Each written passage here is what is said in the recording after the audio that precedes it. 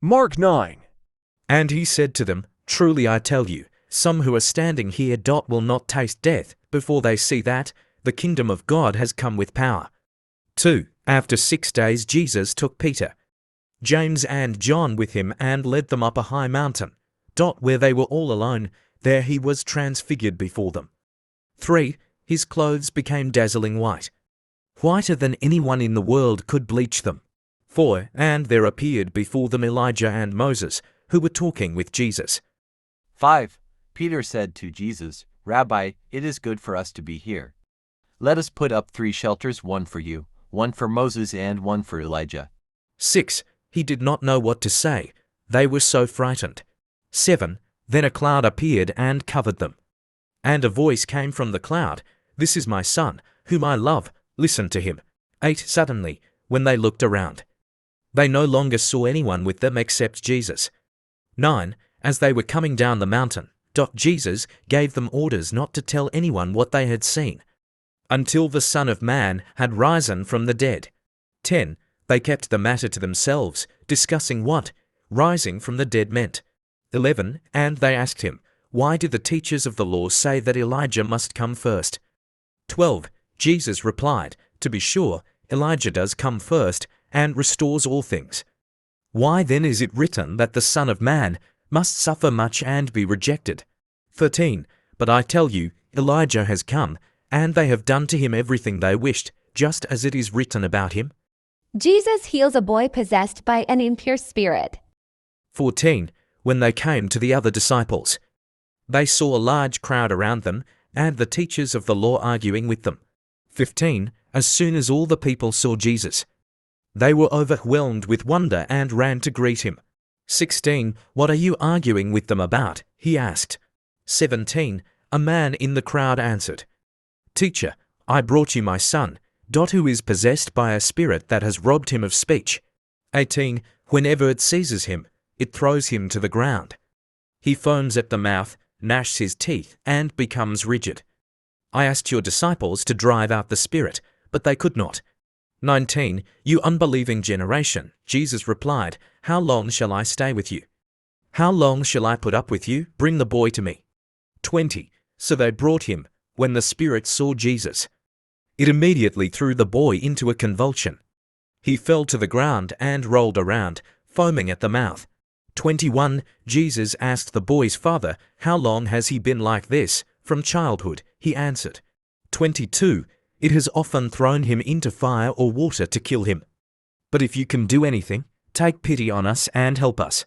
23. If you can, said Jesus. Everything is possible for one who believes. 24. Immediately the boy's father exclaimed, I do believe. Help me overcome my unbelief. 25. When Jesus saw that a crowd was running to the scene, he rebuked the impure spirit. You deaf and mute spirit, he said, I command you, come out of him and never enter him again. 26. The spirit shrieked, convulsed him violently and came out. The boy looked so much like a corpse that many said, He's dead. 27. But Jesus took him by the hand and lifted him to his feet, and he stood up. 28. After Jesus had gone indoors, his disciples asked him privately, Why couldn't we drive it out? 29. He replied, This kind can come out only by prayer. Jesus predicts his death a second time. 30. They left that place and passed through Galilee. Jesus did not want anyone to know where they were. 31. Because he was teaching his disciples, he said to them, The Son of Man is going to be delivered into the hands of men. They will kill him, and after 3 days he will rise. 32. But they did not understand what he meant, and were afraid to ask him about it. 33. They came to Capernaum. When he was in the house, he asked them, What were you arguing about on the road? 34. But they kept quiet because on the way they had argued about who was the greatest.